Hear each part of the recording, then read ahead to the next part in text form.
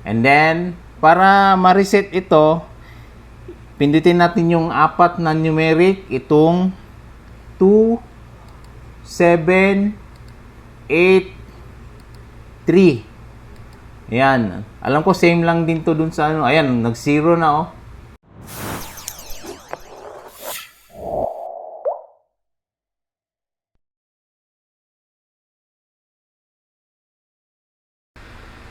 Hello ka Pinoy Text, magandang araw po sa inyong lahat. Welcome back sa Pinoy Text Channel. Meron din po tayo Facebook page at TikTok page. Ngayon po meron tayo ditong Brother DCPT 420W na ang problema niya ay ayan, error dalawa. Tapos nabiblink yung Wi-Fi. Ayan. So, titingnan natin sa screen or sa computer natin kung ano yung detailed error niya. Make sure na naka-install na yung driver ng printer at saka yung utilities. Ito po yung utilities natin. Brother Utilities. Ayan. Pwede rin po yung isa, itong iPrint Scan. Ayan. Ayan po, lumabas na yung error. Ink absorber pad is full. Ayan. So, dito kasi nakita niya yung model ng printer. Sa Brother Utilities, pupunta ka lang dito sa Tools and then Machine Settings. Ayan. Ayan. Yung status niya is Ink Absorber Pad Full. So, mamaya, pag pinasok natin sa service mode itong printer, maglalagin tayo dito. Tapos, lalabas dito yung remote panel. Okay? So, punta tayo sa printer kasi i-reset natin tong error na to. And then, after natin i-reset, i-drain natin yung waste kasi nga nag-spill na. Ang unang gagawin natin is, ayan. So, dito tayo sa, sa panel ng printer. Ang unang gagawin natin is, ipipress and hold natin yung copy shortcut at color copy. Ito. Ayan. Press and hold, sabay-sabay. And then, hintayin natin mag-blink yung red na indicator, yung dalawang error. Yan. Okay. Tapos, pipindutin natin ng dalawang beses itong copy shortcut. 1, 2. And then, pipindutin naman natin itong mono, itong white na button na 4 na beses. 1, 2, 3, 4. Okay? So, ibig sabihin nito, nasa service mode na tayo. Ngayon, magla-login tayo dito sa app ng Brother, yung application. Ang password nito is nandito sa likod ng printer. Ayan. Sa baba ng serial number, merong password. Yan, kopyahin nyo na lang yan. Ayan, medyo nakakalito to kasi yung 0 pwede maging O. So, trial and error na lang. Ginawa ko siyang 0. Pumasok siya nung tinry ko kanina. Okay, so for this guide, so i-enter natin yung password ng printer. Okay, so dito tayo. Sinulat ko na actually. And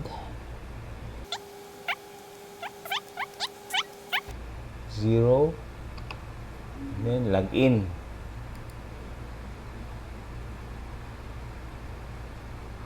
Ayan, nag-failure.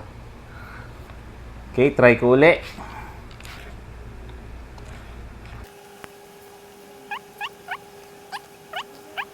0, then login. Ayun. So, ayan o. So, logout. Ibig sabihin, naka-login na tayo. Ngayon, punta tayo dito sa administrator. Ayun, may lumabas na panel, remote panel. Ayan. So, punta tayo dito, remote panel. Ayun. Excuse me. Lumabas yung alphanumeric ng printer. Since nga yung printer is walang display, walang menu. So, dito tayo sa computer. Next natin gagawin is punta tayo dito sa 808. Ayan. Nung pagka-click ko sa 8, naghahanap siya ng username and password.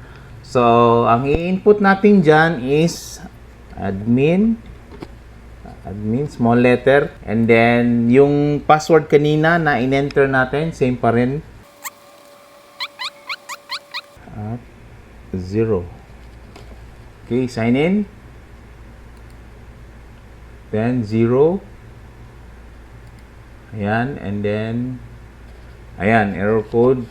Okay, so hahanapin ngayon natin yung purge count. Press or pindutin or i-click natin tong mono start. Ayan, device info dot count. Ayan, tuloy-tuloy lang. In charge count, page count, DX page count, size. Okay, tuloy-tuloy lang. Dark page, cure ink, tray ink, tray page, tray jump, motion jump, roller cleaning, mono start, purge count. Ayan. Okay, tapos set. Ayun, 7611 yung page na na-produce niya at bago nag-error. Ayan. And then, para ma-reset ito, pindutin natin yung apat na numeric, itong 2, 7, 8, 3. Ayan. Alam ko same lang din to dun sa ano. Ayan, nag-0 na oh. Nag-0 na siya. Hindi ko na sinet eh, nag-0 na siya. So, dito na tayo ngayon sa 99 para lumabas tayo.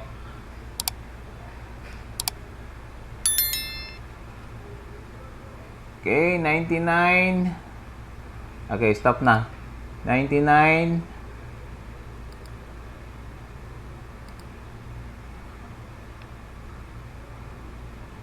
Okay, tingnan natin.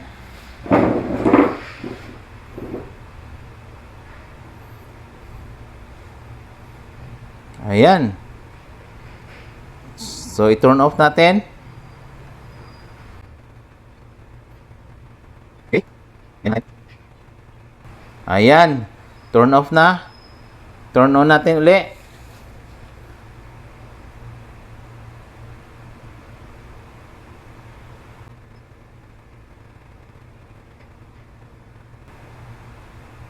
Okay. So, ngayon mag-test print tayo para ma-check natin kung ano yung quality ng print. Medyo, ayan, may papel sa ilalim. So, punta tayo dito sa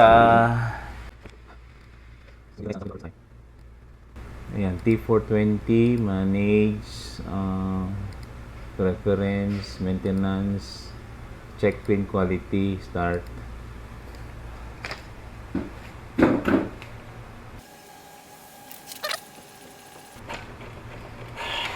Oop, lumipad. Ayan, may problema sa quality. Black lang yung nag-print. Yung MCY wala. So, at least na-share ko sa inyo kung paano i-reset ang waste ink full ng Brother DCP T420. I hope nakatulong tong video na to sa mga merong T420 series na Brother. At yun, step by step yung shinare ko sa inyo. Basta ang importante lang yung installer ng Brother Utilities or yung iPrint and Scan. At saka yung serial number, yung password sa likod ng serial number, dapat makuha natin yon, o kung pwede picture na yon, kasi baka pag natanggal yung sticker doon mahirapan na tayo pagka nagka-error uli. Okay, so ang susunod kong gagawin dito para sa next video natin is babaklasin ko to, i-drain natin yung waste at lilinisin natin yung ilalim. Okay, medyo mahirap tanggalin to, matigas dito pag unang bukas. Okay, I hope to see you soon guys, only here on Pinoy Tech Channel, TikTok, and Facebook page. Bye-bye!